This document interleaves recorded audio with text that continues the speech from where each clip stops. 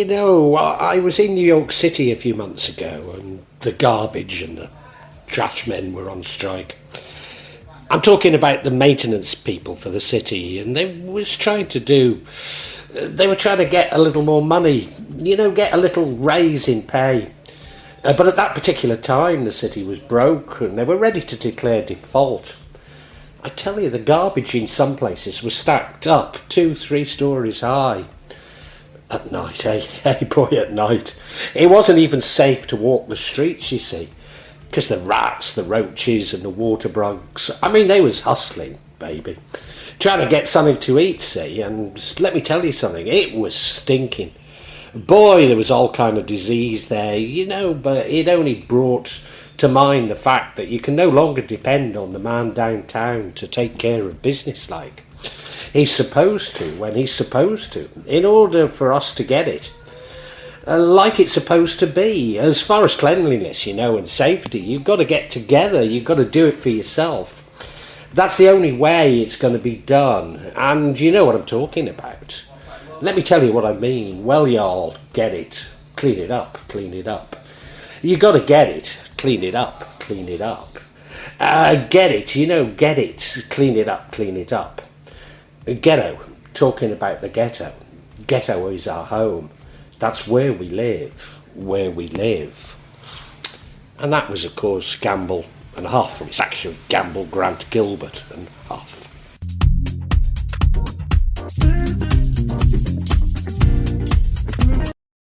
Wallace Fard, also known as Wallace Fard Muhammad or Master Fard Muhammad, was reportedly born February 26, 1877 and disappeared 1934. He was the founder of the Nation of Islam. Now, he arrived in Detroit in 1930 with an ambiguous background and several aliases, and he taught an idiosyncratic form of Islam to the black population. Often he'd use the Bible to illustrate his teaching, as few people would be aware of Al-Qu'ran at the time. Fard Muhammad sold silk door to door, spreading his religious teachings throughout Detroit. Within 3 years he grew a movement to reportedly 8,000-9,000 members in Detroit, Chicago and other cities. Whilst by 2007 the Nation of Islam had an estimated 20,000 to 50,000 members. Fard drew on various sources, including Noble drew Ali's Moorish Science Temple of America and black nationalist trends, such as from Marcus Garvey, and black-orientated forms of Freemasonry. He taught a form of black exceptionalism and self-pride to poor southern blacks during the migration north at the time, when old ideas of scientific racism were still prevalent.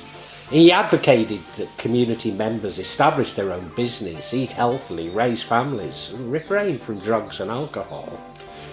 He taught that the Prophet came to America to fight and to bring back to life his long-lost brethren, from whom the Caucasians had taken away their language, their nation and their religion. That the Caucasians are the real coloured people, since they had lost their original colour.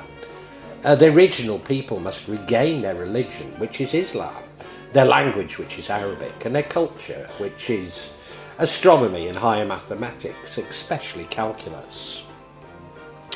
Now, the Nation of Islam is black separatist, rejecting the integration of black and white races.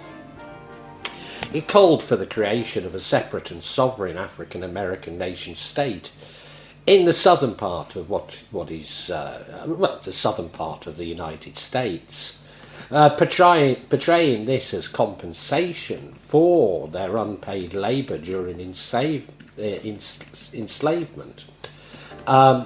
The Nation of Islam promotes the idea that God is man and man is God, and God has a presence inside human individuals.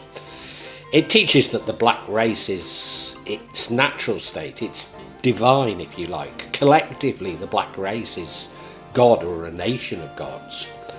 According to its teachings, knowledge of the self is key for all black people to realise their inner divinity. The Nation of Islam thus teaches that by following its teachings, one can recognise one's inner godliness.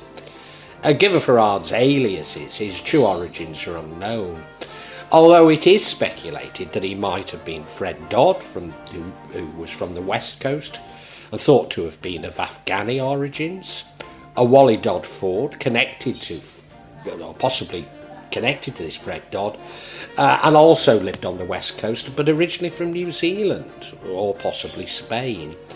Wallace Fard from Oregon, of Hawaiian heritage. Wallace Fard, a Turkish-born Nazi agent who worked for Hitler during World War II. Wallace Fard, a Pakistani Ahmadiyya Muslim. Other theories are that he was an African-American, Syrian, Lebanese, possibly Druze or Shia, Algerian, Moroccan, Saudi, or even Greek. At the time of his disappearance in Detroit, it was reported that he'd written a book advocating stabbing a person to death. Now, maybe that was just intended metaphorically, but this had inspired a murder, and he was wanted for his part in this.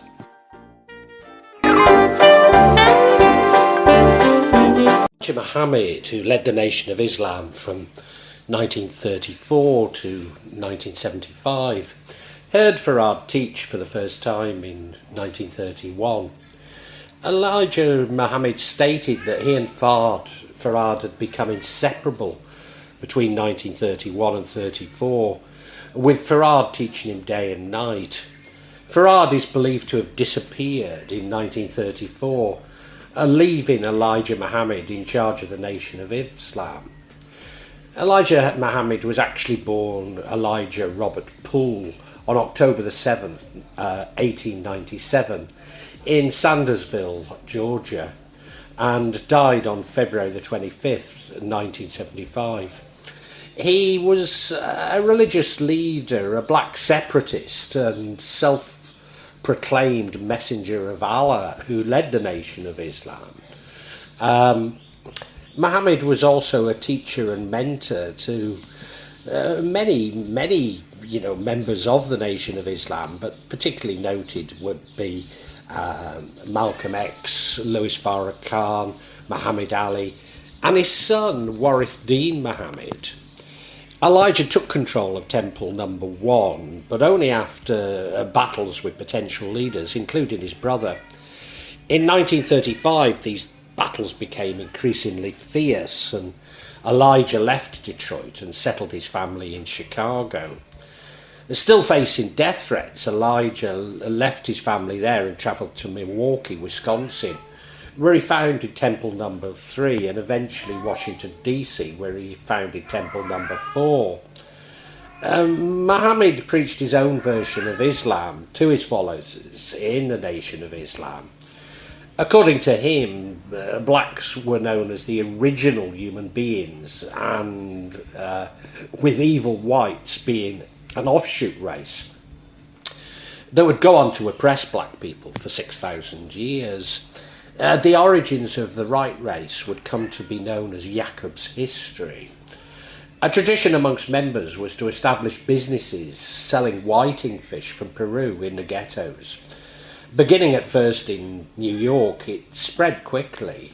Indeed, it was so big that this fish business that it resulted in a confrontation with the Longshoremen's Union in Los Angeles. By the 1970s, the Nation of Islam owned bakeries, barbers shops, coffee shops, grocery stores, laundromats, nightclubs, a printing plant, retail stores, numerous real estate holdings, a fleet of tractors and trailers, farmland in Michigan, Alabama and Georgia. In 1972, the Nation of Islam took controlling interest in the Guarantee Bank and Trust Company. A Nation of Islam owned schools, owned schools expanded until by 1974, the group had established schools in 47 cities throughout the United States. They even had a university. Maybe they still do, I don't know. In 1972, Muhammad told followers that the Nation of Islam had a net worth of $75 million. Elijah's pro-separation views were compatible with those of some white supremacist organisations in the 1960s. Thus he met with leaders of the Ku Klux Klan in 1961 to work towards the purchase of farmland in the South.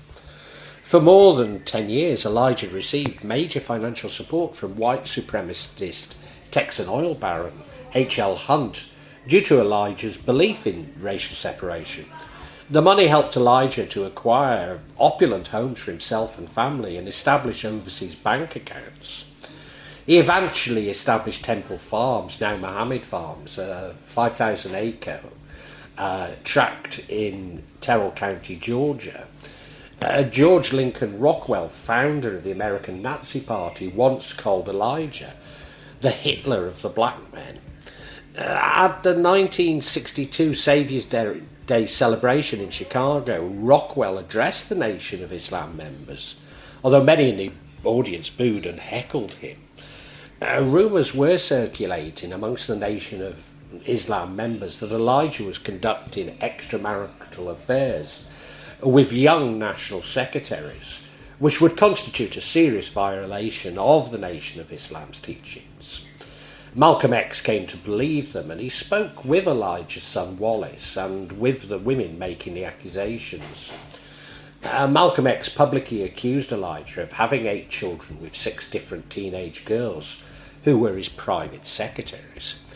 Elijah confirmed the rumours in 1963, attempting to justify his behaviour by referring to precedents set by biblical prophets.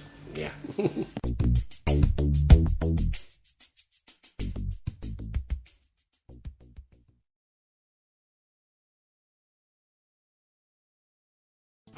Ernest 2X McGee was the first National Secretary of the Nation of Islam and had been ousted in the late 1950s. McGee went on to form a Sunni Muslim sect and changed his name to Hamas Abdul Khalis in Washington, D.C.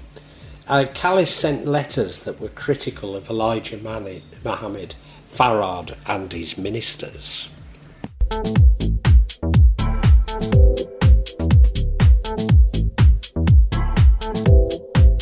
A key convert was ex-prisoner, I say ex-prisoner, he was actually converted in prison, was Malcolm Little, better known as Malcolm X, who made the Nation of Islam famous with his frequent media appearances in the 1960s.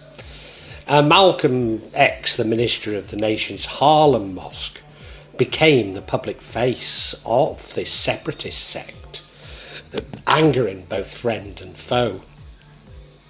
Malcolm X was born in Omaha, Nebraska, as Malcolm Little, and then later El-Hajj Malik El-Shabazz on May the 19th, 1925, dying on February the 21st, 1965. I mean, he was a human rights activist who was a very prominent figure during the civil rights movement, and maybe the most eloquent and influential black American.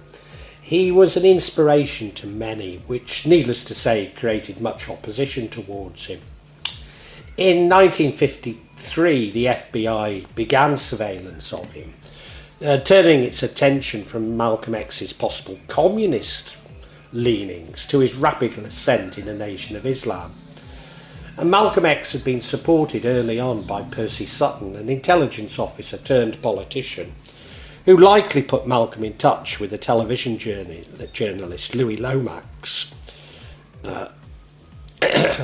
Louis Lomax, I should say, shouldn't I? This connection accumulated in the 1959 piece on the Nation of Islam, produced by Lomax and heard on New York's WNTN, a public broadcaster backed financially by the Ford Foundation.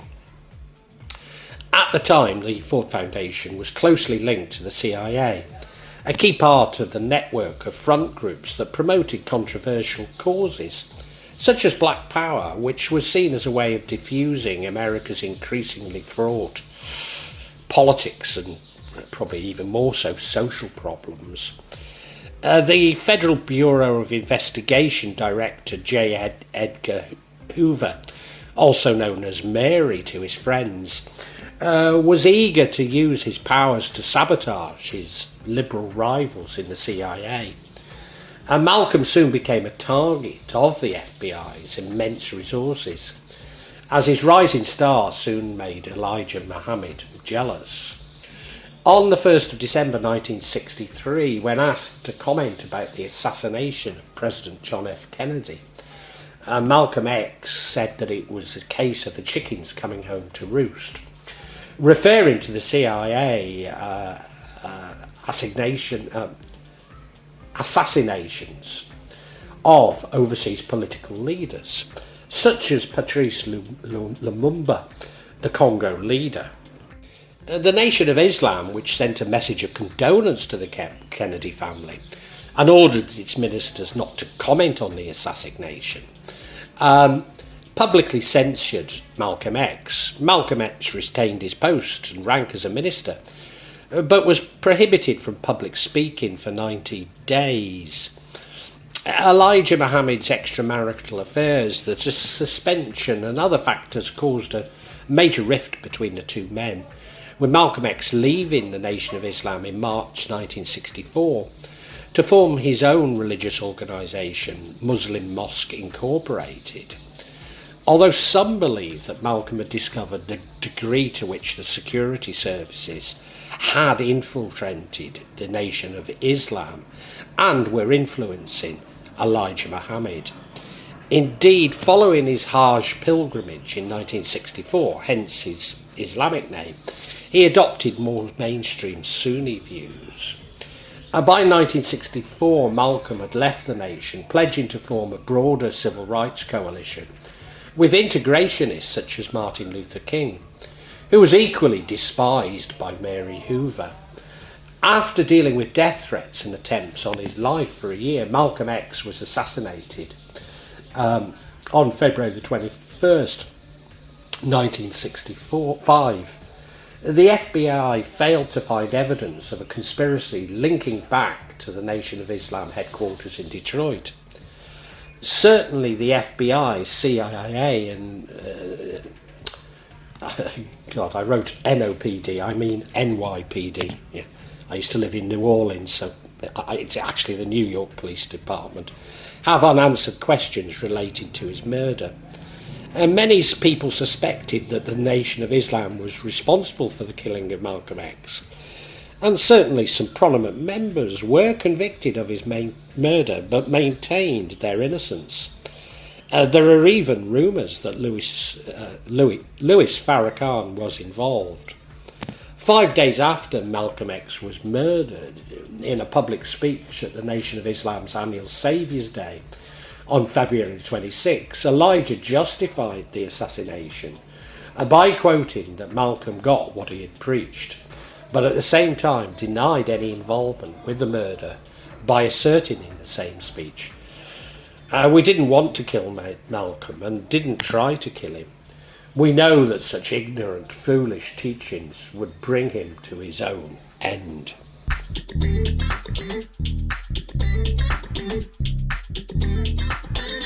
As well as Malcolm X's death, the Nation of Islam was linked to a number of other high-profile murders across the country. Yet they managed to escape serious prosecution by the FBI.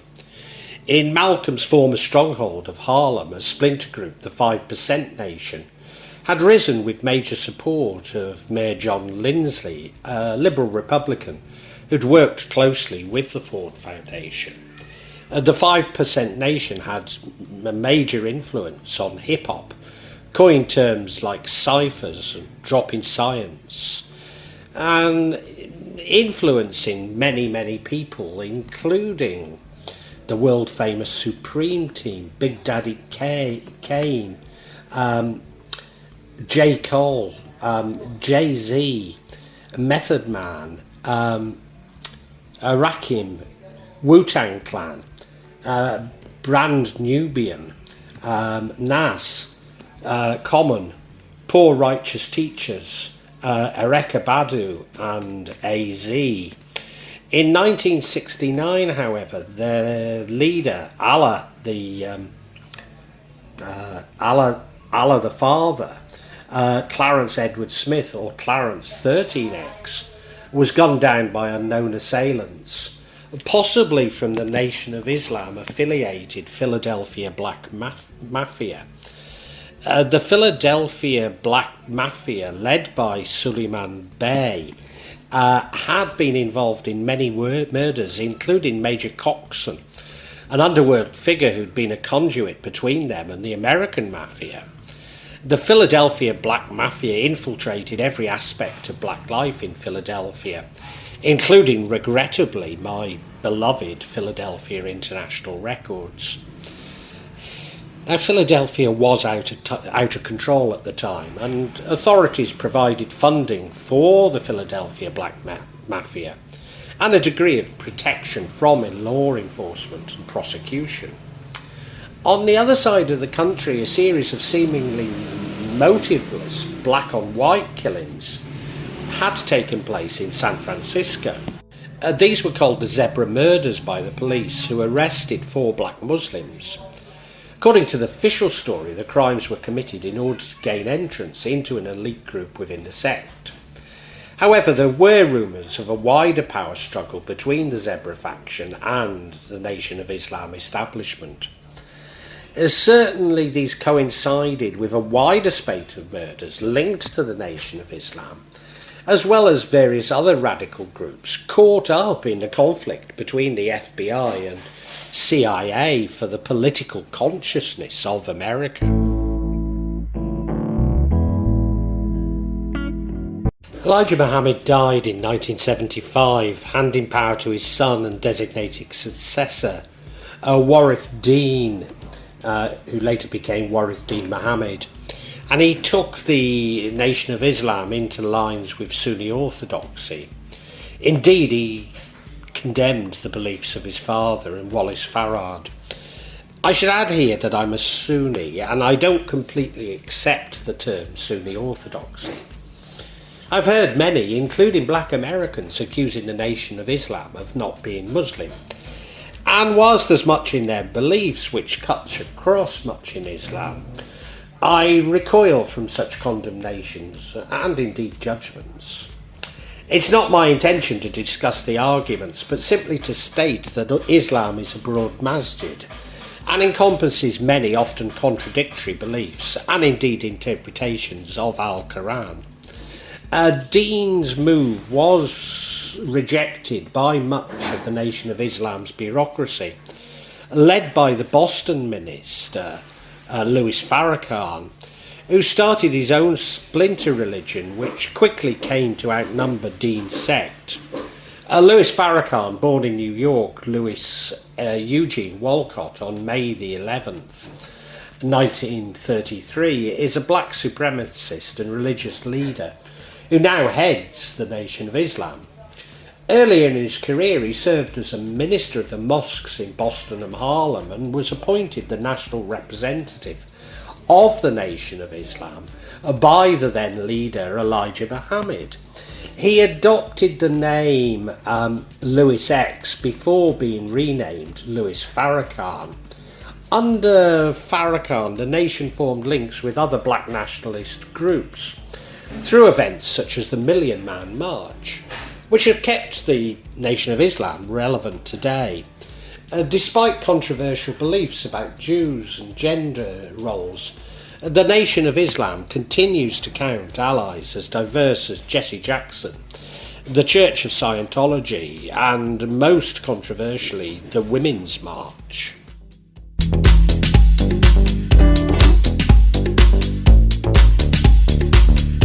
Already hinted at the controversy as to whether the Nation of Islam is a true branch of Islam.